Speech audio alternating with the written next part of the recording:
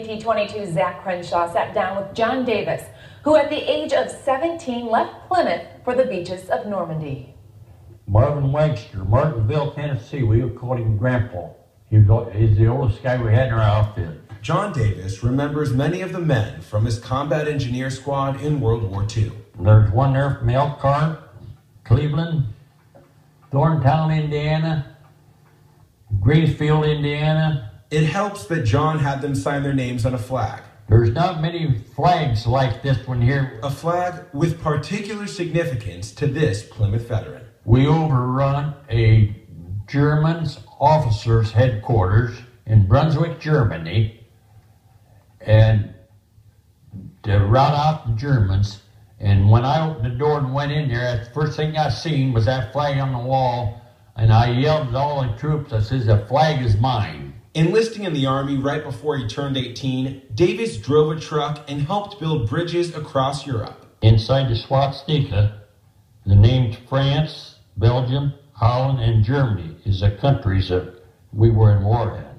War that Davis vividly remembers to this day. So when you got on Omaha Beach, what did you see?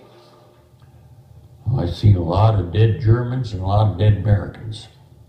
It bothered me at first, but things were so busy, you had to have your mind elsewhere. I mean, you know, you had a war to fight.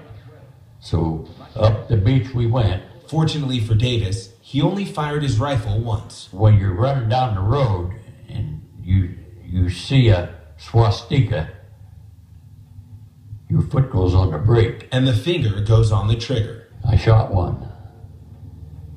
It was either me or him. That's it. Omaha Beach, France, June the 10th, 1944. Those moments of fear contrast with Davis's other memories from the war. Them are all letters that I wrote home while I was in the service. Hi, honey. Well, I suppose you have been wondering what has happened to me. Rereading his letters takes Davis back 70 years. Well, honey, I don't know what else to say for now. I'll close and love you, darling, and love you and love you and love you. And the humble veteran and his wife plan to take more trips down memory lane. That's what we can do this winter, read letters, Francis. Zach Crenshaw, WSBT 22 News. And here's a fun little side note about that couple. John and his wife were high school sweethearts, and he actually had his mom pick out a ring and propose while he was still in Europe fighting the war. That is interesting. Yeah. And we'll honor another local hero tomorrow. Yeah, tomorrow, Stanley Herman from the Korean War. I had a chance to talk with him yesterday, and he's a pretty amazing story himself. He had an opportunity to head up to Korea, give up a good job here that he held, and we'll have his story tomorrow morning. We look forward to that. And we will have much more on our storm tracker. Of course, the cold weather is coming up in just a few moments, but first, many businesses are